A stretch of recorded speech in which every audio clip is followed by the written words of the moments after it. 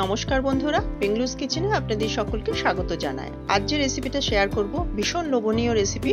চলো দেখে নেওয়া যাক। আমি এখানে 3টে আলু নিয়ে নিয়েছি। আলুর খোসা ছাড়িয়ে জলে ভিজিয়ে রেখেছি, জলে ভালো করে ধুয়ে ভিজিয়ে রেখেছি। এবার আমি পিস করে নেব। কিভাবে পিস করছি সেটা দেখতে থাকো। আমি পিস করে পুরো আলুটার পিস করছি। দেখো, একটু পাতলাও না আবার মোটাও না, এইভাবে। আমি কড়াইয়ে জল দিয়ে একটু সামান্য লবণ দিয়ে দিয়েছি। দেখো ফোটাটা শুরু হয়েছে, ফোটেনি, তার মধ্যে আমি আলুগুলো দিয়ে দিচ্ছি। আলু 10 থেকে 12 সেকেন্ড আমি এর মধ্যে রাখবো। এটা কিন্তু বয়েল হবে না। 10 থেকে 12 সেকেন্ড রেখে আমি বোলের মধ্যে জল নিয়ে নিয়েছি, জলের মধ্যে দিয়ে দিচ্ছি যাতে কুকিং প্রসেস সেখানেই বন্ধ হয়ে যায়। আমি একটা টাওয়েলের উপর নিয়ে নিচ্ছি যাতে এক্সেস জলটা বেরিয়ে যায়। এখানে আমি কর্নফ্লোর আর ময়দা নিয়েছি। এখানে মিশিয়ে দিলাম পেপার পাউডার, চিলি ফ্লেক্স আর সল্ট। এগুলো মিশিয়ে ভালো করে মিশিয়ে নিয়ে আমি আলাদা বলে তুলে রাখছি। তুলে রেখে এই আলুগুলো রেখে দিচ্ছি, এর মধ্যেই দিয়ে দিচ্ছি। আর এটা কিন্তু জল ঝরে গেছে, কিন্তু এটা ভেজা ভাব আছে। এবার আমি কর্নফ্লোর আর ময়দা মেশানো যে পাউডারটা ছিল সেটা দিয়ে দিলাম। দেখো কোটিং সব হয়ে গেছে, তেল গরম হয়ে গেছে। এগুলো কিন্তু ছেড়ে দিচ্ছি। এগুলোতে স্প্যাচুলা টাচ করব না। যতক্ষণ না এক পাশ ভালোভাবে ভাজা হয় ততক্ষণ আমি টাচ করব না, কারণ কোটিংটা নষ্ট হয়ে যাবে। কোটিং নষ্ট হয়ে গেলে খেতে কিন্তু একটু ভালো লাগবে না। দেখো এইভাবে আমি উল্টে পাল্টে লাল করে একটু কড়া করে ভেজে নেব।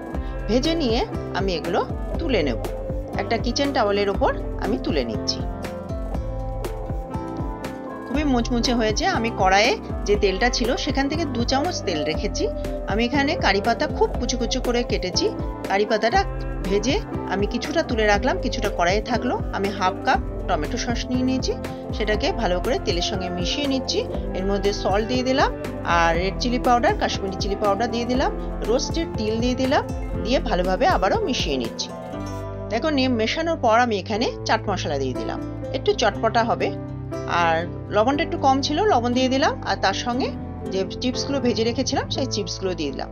চিপসগুলো দিয়ে কিন্তু ভালোভাবে মেশাতে হবে যাতে প্রতিটা আলুর গায়ে এই সসের যে কোটিংটা যেন থাকে। দেখো ভাজের মধ্যে ভাজ ভাজ হয়ে গেছে, ভাজগুলো খুলে খুলে মেশাতে হবে। এটা খেতে কিন্তু দুর্দান্ত লাগে। আমার আলুর চাট রেসিপি হয়ে গেল, বা আলুর স্ন্যাক্স। এর মধ্যে একটু চিলি ফ্লেক্স দিয়ে দিলাম আর দিচ্ছি আমি একটু রোস্টেড তিল। আর তার মধ্যে যে আমি কারি পাতা ভেজে রেখে দিয়েছিলাম তুলে, সেইটা দিয়ে দিচ্ছি। এটা কারোর ইচ্ছা না হলে সেটা নাও দিতে পারো। এটা ভীষণ টেম্পটিং হয়েছে। একদম প্লেটে দেওয়ার সঙ্গে সঙ্গে প্লেট খালি হয়ে যাবে। এই রেসিপিটা তোমাদের যদি ভালো লেগে থাকে তাহলে অবশ্যই লাইক করো, শেয়ার করো। আর আমার চ্যানেলে যারা নতুন এসেছেন তাদের কাছে অনুরোধ থাকলো আমার চ্যানেলটিকে সাবস্ক্রাইব করে দেওয়ার। আজকে এই অবধি, অন্য কোনো রেসিপি নিয়ে অন্য দিন হাজির হয়ে যাব। ধন্যবাদ।